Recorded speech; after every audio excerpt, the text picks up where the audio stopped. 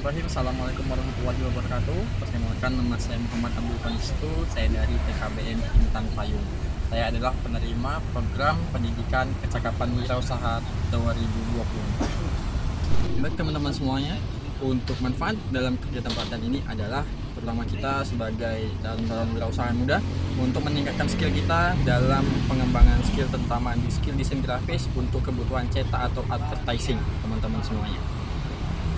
Baik teman-teman semua, perkenalkan, nama saya Muhammad Abdul Qanistu SPD sebagai tutor dari pendidikan kecakapan kewirausahaan tahun 2024 tentang desain grafis. Jadi di sini teman-teman, saya sebagai tutor teman-teman semuanya untuk mengajarkan dan serta ikut mengembangkan diri teman-teman semua untuk kebutuhan pribadi teman-teman ataupun usaha teman-teman nantinya. Baik, pertama teman-teman, saya ucapkan selamat datang di video pelajaran kali ini di kelas desain di Photoshop. Jadi saya ucapkan kepada teman-teman semua di kelas desain ini, di video pelajaran ini di materi Photoshop. Jadi teman-teman, Photoshop ini adalah salah satu aplikasi yang digunakan untuk mengedit, untuk memanipulasi foto, mengedit, membuat spanduk dan sebagainya untuk kebutuhan pribadi, digital ataupun cetak. Seperti itu. Pertama kita nanti kalau misalnya ingin membuat usaha percetakan, baik itu percetakan spanduk, plakat dan sebagainya, pasti kita akan menggunakan atau membutuhkan skill penggunaan Photoshop itu sendiri. Jadi teman-teman semuanya, untuk lebih lengkapnya lagi akan kita bahas satu persatu apa saja kegunaan-kegunaan Photoshop ini untuk kebutuhan usaha kita nantinya. Baik, yang pertama kita akan menguak kekuatan fitur dan tools dari Photoshop itu sendiri. Nah, di Photoshop ini banyak fitur-fiturnya, banyak tools-toolsnya akan kita gunakan, kan? Terutama dalam kita menyisipkan gambar, dalam memasukkan teks, mengubah warna, memanipulasi foto, mempertajam gambar dan sebagainya. Nah, di Photoshop juga kita bisa mengatur nih untuk kebutuhan kita itu seperti apa. Kalau misalnya kebutuhan kita untuk digital, kita bisa mengekspor gitu kan, kita bisa menghasilkan produk untuk digital dan untuk produk untuk cetak seperti itu. Nah, teman-teman semuanya, untuk fitur yang pertama gitu kan yang kita sampaikan tentunya adalah fitur dari Photoshop itu sendiri berupa Move Tool. Nah, di Move Tool ini adalah kegunaan di Photoshop itu untuk memindahkan segala sesuatu elemen yang ada di Photoshop gitu kan. Jadi desain di Photoshop ini ataupun yang digunakan itu berupa layer per layer ataupun lapisan berupa lapisan gitu kan. Jadi penggunaan Move Tool sangat berperan penting dalam kecakapan teman-teman untuk menggunakan Photoshop sendiri. Nah, selanjutnya ada teks. Nah, teks ini kita untuk memasukkan gambar. Nah, memasukkan teks. Maksud saya kan, memasukkan teks sesuai yang kita inginkan. Nah, di Photoshop itu sudah tersedia banyak sekali font-font yang akan bisa kita gunakan. Namun, untuk memperkaya kreativitas kita bisa mencari lagi font-font yang memang diperlukan, gitu kan, untuk kebutuhan desain kita. Kita bisa mencari di beberapa website yang ada di Google berupa DaFont ataupun Font Squealer, gitu kan. Jadi sebagai referensi teman-teman semuanya untuk mendownload font yang lebih bagus lagi apabila font bawaan yang ada di Photoshop itu kurang memuaskan teman-teman untuk mendesain seperti itu. Nah, selanjutnya alat-alat seleksi yang ada di Photoshop itu ada Quick Selection Tool, gitu kan, Magic Wand Tool, Pen Tool dan lain sebagainya. Itu lebih gunanya untuk memilih objek yang kita inginkan. Misalnya nih, kita di dalam suatu foto gitu kan, yang ada gambar mobilnya dan gambar sepeda motornya, kita hanya akan memilih gambar mobilnya saja. Maka kita akan bisa menggunakan Quick Selection Tool, Magic Wand Tool ataupun Pen Tool untuk mengambil seleksi dari objek tersebut. Nah, untuk selanjutnya itu ada fitur Smart Object ataupun objek pintar, dengan objek pintar. Nah, di sini pengoptimalan proses editing dan desain dengan memahami konsep Smart Object yang memungkinkan memodifikasi non-destruktif. Nah, maksudnya objek ini bisa kita edit sendiri, gitu kan, kita edit sendiri tanpa mengganggu objek-objek yang lain. Nah, seperti itu. Itu maksud dari Smart Object itu sendiri. Selanjutnya, teman-teman, di Photoshop juga kita bisa melakukan manipulasi foto, gitu kan, dan mengedit foto, retouching, gitu kan, atau perbaikan mungkin ada nih dalam cetak foto, terutama gitu kan, cetak foto ada fotonya itu mungkin di mukanya masih ada banyak flek-flek hitam.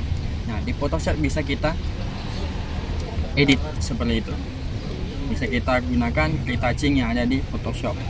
Color correction itu berupa kita mengoreksi warna yang ada di foto tersebut. Nah, selanjutnya kita di Photoshop juga bisa menggunakan Photoshop ini untuk membuat vektor. Nah, vektor ini adalah gambar-gambar ilustrasi yang bisa kita pakai nantinya sesuai dengan keinginan kita. Nah, biasanya di Photoshop kita membuat vektor itu dengan pen tool namanya. Pen tool yaitu dengan pena yang ada di Photoshop. Nah, di Photoshop kita bisa membuat shape. Shape itu adalah bentuknya baik segitiga, kotak, persegi, segi panjang, dan garis genjang dan sebagainya. Bisa menggunakan shape untuk membuat vektor-vektor yang lainnya seperti itu. Lalu mengatur stroke atau fill. Nah, stroke ini adalah garis luar. Misalnya ini di persegi kita, itu kita akan mengubah garis luarnya saja, maka kita akan menggunakan stroke. Itu stroke namanya. Lalu fill itu untuk warna dalamnya, gitu kan, warna yang ada di dalam shape tersebut. Nah, teman-teman juga harus menguasai namanya overlay, blends, multiply, dan screen. Itu adalah masking ataupun blend mode yang ada di Photoshop gitu kan. Mau kita menyatukan dua gambar yang ada, kita biasanya bisa menggunakan multiply sama dengan overlay gitu kan, dan sebagainya. Nah, untuk masking ini kita bisa gunakan untuk desain produk. Misalnya nih, kita ingin buat produk sebuah botol minuman, lalu kita memasukkan logo kita ke botol minuman tersebut, maka fitur kita gunakan bisa menggunakan fitur masking. Nah, kita masking botolnya tersebut, lalu kita bisa masukkan logo kita ke dalam botol tersebut. Nah, baik teman-teman semua, seperti yang saya katakan di awal, untuk Photoshop ini perbedaannya dari aplikasi yang lain adalah dia bisa mengedit foto secara presisi, secara lebih detail, Jadi teman-teman semuanya, terutama untuk calon-calon usahawan yang punya nanti usaha cetak ataupun advertising gitu kan, printing dan sebagainya, harus kita pahami penggunaan Photoshop ini dengan sebaik-baik mungkin. Jadi untuk ekspor terutama ini harus kita bedakan nih, untuk kebutuhan digital dan kebutuhan cetak dengan mode warna. Nah, untuk mode warna kebutuhan digital itu biasa menggunakan mode RGB dengan red, green, and blue dengan. Lalu untuk kebutuhan cetak biasanya kita akan menggunakan CMYK dengan mode warna CMYK. Nah, kenapa seperti itu? Karena mode warna juga akan berpengaruh. Ketika kita membuat desain dengan mode warna RGB lalu kita cetak, maka akan ada perubahan warna menjadi lebih gelap, karena mesin cetak itu akan memformat desain kita menjadi format warna CMYK bukan RGB.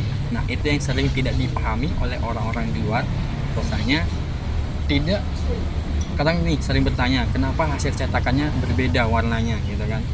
Karena itu tadi beda format warnanya. Jadi untuk teman-teman yang belajar hari ini akan lebih tahu kenapa dan apa penyebabnya warna itu bisa berubah, karena format dari warna itu tadi. Jadi pastikan untuk kebutuhan cetak teman-teman itu menggunakan format warna CMYK seperti itu.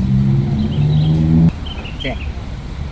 Lalu kita akan membahas gimana sih komposisi dan tata letak kita dalam mendesain poster, mendesain spanduk dan sebagainya. Nah, yang pertama itu harus kita pastikan perspektif gitu kan, perspektif dalam komposisi kita mendesain gitu kan. Kita ini mendesain itu harus kita tentukan terlebih dahulu awalannya itu seperti apa. Setelah kita tahu nih tools-toolsnya di Photoshop itu seperti apa gitu kan, alat-alatnya sudah gimana cara menggunakannya itu kita sudah tahu gitu kan. Lalu kita akan menuangkan ide kita dalam sebuah kanvas kosong yang ada di Photoshop. Caranya teman-teman, pastikan teman-teman mempunyai ide terlebih dahulu untuk membuat desain yang ada di Photoshop gitu kan. Pastikan format-format ataupun elemen-elemen yang digunakan teman-teman itu sudah ada gitu. Karena berbeda nih Photoshop dengan Canva. Ketika Canva itu sudah ada elemen yang ada langsung di aplikasi, Photoshop tidak ada. Photoshop itu kalau tidak buat sendiri elemennya, kita bisa mencari di Google gitu kan, di Google, di Pinterest, di FreePNG dan sebagainya. Nah, teman-teman harus memanfaatkan itu. Teman-teman cari bahan-bahannya terlebih dahulu, baru bisa teman-teman olah di kanvas kosong yang ada di Photoshop. Seperti itu. Selanjutnya adalah penempatan elemen utama dalam komposisi, gitu kan. Pastikan penempatannya sejajar, karena di Photoshop juga ada fitur untuk mensejajarkan posisi-posisi yang ada di dalam kanvas kita. Mau kita bisa ratakan tengah bisa, ratakan kiri bisa, dan rata kanan bisa. Seperti itu. Jadi silahkan atur dengan betul, pastikan mereka sudah berada di posisi yang tepat untuk penggunaan ataupun penempatan dari elemen kita. Seperti itu. Nah, kontras dan keseimbangan. Ketika membahas kontras dan keseimbangan, maka kita akan tidak jauh-jauh membahas tentang warna, ya teman-teman. Kalau kita membahas tentang warna, ketika dalam sebuah desain, harapannya memang kalau kita mendesain itu di dalam suatu desain tidak lebih dari 3 warna, gitu kan? 3 warna yang dominan, menurut saya, gitu kan? 3 warna yang dominan. Karena mata kita akan capek ketika kita akan melihat banyak warna, gitu kan? Banyak warna sekaligus, gitu kan? Maka dengan 3 warna ini saya rasa sudah cukup untuk menggunakannya, gitu kan, di dalam sebuah desain. Mungkin warna primernya itu warna dasar, gitu kan, bisa warna putih dan lain sebagainya, warna sekunder dan warna tersier, gitu kan, 3 warna saja, gitu. Begitu juga dengan font yang digunakan, teman-teman. Ketika kita mendesain, gitu kan, usahakan font yang digunakan itu jangan terlalu ramai. Kebanyakan sekarang, apalagi model-model spanduk jadul, gitu kan, bentuk jadul, itu penggunaan fontnya sangat banyak, gitu kan. Bahkan di dalam suatu spanduk bisa jadi fontnya itu ada 5-6 jenis. Jadi penggunaan font ini harus benar-benar di manajemen dengan baik. Ketika teman-teman menggunakan font, usahanya tidak lebih juga dari 3 font saja, gitu kan. Dari font judul yang pertama, terus ada subjudul, dan ada font isinya. Jadi penggunaan font juga harus benar-benar diperhatikan. Begitu, teman-teman. Untuk font, lagi-lagi saya sampaikan tadi ketika saya singgung di awal mengenai font ini juga akan berpengaruh dalam hasil desain, kan? Makanya kita harus juga paham dengan jenis-jenis font yang ada sekarang, dengan jenis font yang ada sekarang. Harus kita gunakan, kalau bisa penggunaan judul, harus kita gunakan font-font yang memang benar-benar tegas, jangan font-font yang tipis. Jarang sekali rasanya kita melihat orang-orang mendesain itu untuk membuat judul dengan font yang tipis, gitu kan, font tipis. Kebanyakan dengan font tebal, bold, dan tegas seperti itu. Jadi pastikan penggunaan font juga harus diperhatikan. Lalu untuk penggunaan font-font yang lain, baik itu subjudul, bisa teman-teman variasikan dengan font-font yang lebih menarik untuk menarik pembaca. Seperti itu, teman-teman. Baik, kita buka lagi. Teman-teman, kita akan coba membahas apa dan bagaimana cara kita membuat spanduk, kan, seperti itu. Ketika kita sudah tahu tadi cara-caranya, penggunaan elemen warnanya itu seperti apa, dan sekarang kita akan coba mengulas salah satu spanduk yang sering kita jumpai di sekitar kita. Berarti saya kasih contoh terlebih dahulu, yaitu spanduk toko atau warung harian, seperti itu. Kalau teman-teman lihat di spanduk atau toko warung harian, itu akan terlihat jelas, apa-apa saja elemen yang akan digunakan, seperti itu. Kita ambil contoh satu toko yang menjual barang-barang harian berupa beras dan telur, ya kan? Dia fokus spesifiknya adalah menjual beras dan telur. Bagaimana cara kita mendesain spanduknya? Yang pasti sebelum kita desain, kita harus menyiapkan dulu elemen-elemen yang dibutuhkan, karena kita akan mengedit tentang spanduk beras dan telur, maka kita akan mencari elemen yang berhubungan dengan beras dan telur terlebih dahulu, gitu kan. Beras, mungkin kita bisa cari di Google apa saja beras-beras yang sering digunakan di masyarakat daerah tersebut, gitu kan. Entah mereknya, lain sebagainya, bisa teman-teman cari dengan berbagai macam jenis beras yang ada. Di Google sudah banyak, teman-teman tinggal bisa cari saja. Begitu juga dengan telur. Kalau yang teman-teman spesifik menjual telur yang biasa, silahkan cari foto telur biasa ataupun nanti telur ayam kampung lain sebagainya, telur asis pun juga bisa, seperti itu. Jadi bahan-bahan itu yang harus teman-teman siapkan terlebih dahulu. Nah, masuklah kita dalam pengeditan spanduk, teman-teman. Ketika dalam mengedit spanduk, yang harus kita pastikan masuk pertama itu adalah nama tokonya dulu, gitu kan. Nama warungnya itu harus teman-teman pastikan benar, gitu kan, pastikan benar. Nah, silahkan ditulis nama tokonya dengan ukuran yang bisa dibaca oleh orang, dengan yang dibaca oleh orang. Lalu masukkan dengan elemen-elemen tadi, elemen-elemen telur, elemen-elemen beras dan sebagainya, gitu kan. Lalu kita bisa, yang penting itu adalah masukkan juga alamat, gitu kan, alamat dari toko, gitu kan. Alamat dari toko yang akan dimasukkan di jalan apa, di RW berapa, di desa apa, di kota apa, seperti itu.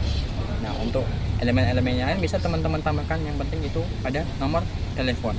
Misalnya punya nomor telepon yang bisa dihubungi oleh customer, nomor telepon, sosial media kalaupun ada, seperti itu. Nah, untuk elemen-elemen yang lain bisa teman-teman tambahkan juga, misalnya nanti di toko tersebut punya sertifikasi mungkin, gitu kan, sertifikasi atau lain sebagainya. Kalau misalnya nanti ada toko-toko yang sudah sertifikasi halal dan sebagainya, bisa teman-teman masukkan, gitu kan, logo halalnya dengan nomor ID halalnya dan sebagainya. Nah, lalu teman-teman bisa juga memasukkan logo dari warung tersebut jika memang ada, gitu. Karena logo juga termasuk branding yang untuk usaha-usaha zaman sekarang, seperti itu. Nah, jangan lupa dipercantik, ditambahkan elemen-elemen pemanis baik itu berupa background, gradient, dan elemen-elemen pendukung yang berhubungan dengan telur dan beras. Itu untuk salah satu spanduk yang akan kita buat nantinya, gitu kan. Jadi pastikan elemen-elemen itu masuk. Untuk urusan tata letak dan sebagainya, teman-teman pasti sudah paham, gitu kan, pasti akan menilai sendiri lah gimana caranya semua elemen ini bisa masuk dengan rapi dan terstruktur, terbaca, tidak ada yang terhalangi, tidak ada yang tertimpa, dan tidak ada yang membuat mata kita itu janggal untuk melihat spanduk tersebut. Nah, pastikan semua itu tersusun dengan rapi. Penggunaan warnanya juga harus diperhatikan, yang saya bilang tadi, penggunaan warna tidak lebih dari 3 warna kalau bisa, ya teman-teman, kalau bisa tidak lebih dari 3 warna. Dan itu juga font ataupun tulisan yang kita gunakan itu tidak lebih dari 3 font juga, seperti itu. Oke, baik teman-teman, mungkin itu untuk kelas desain kita pada video kali ini, teman-teman. Terima kasih sudah mendengarkan dengan seksama, memahami dengan seksama, mencermati dengan seksama. Semoga apa yang saya sampaikan itu benar-benar bermanfaat untuk teman-teman semuanya yang ingin membuka usaha mencetak dan sebagainya. Karena yang saya sebutkan tadi itu merupakan hal-hal kunci, dengan hal-hal kunci dalam kita membuka usaha percetakan, seperti itu. Karena kita juga, kalau misalnya kita buka usaha percetakan, kita harus paham nih gimana cara mengedit spanduk itu sendiri, gitu kan, formatnya nanti seperti apa, warnanya seperti apa, nama fontnya ini apa. Nanti kalau misalnya kita ditanya sama customer, bang ini fontnya apa, kita harus paham font-font seperti itu. Makanya kita harus terus berlatih, karena tidak ada keterampilan yang datang dengan cepat. Maka kita akan terus berlatih, mengasah diri kita untuk kita sebagai mahir, gitu kan, dan kita bisa terus mengembangkan diri kita. Dan semoga nanti apa yang saya sampaikan bisa teman-teman sampaikan lagi juga kepada teman-teman yang lain kalau misalnya butuh bantuan, gitu kan, terutama dalam mendesain di Photoshop. Dan semoga ini menjadi bermanfaat untuk teman-teman semuanya. Terima kasih. Saya Hari. Wassalamualaikum warahmatullahi wabarakatuh.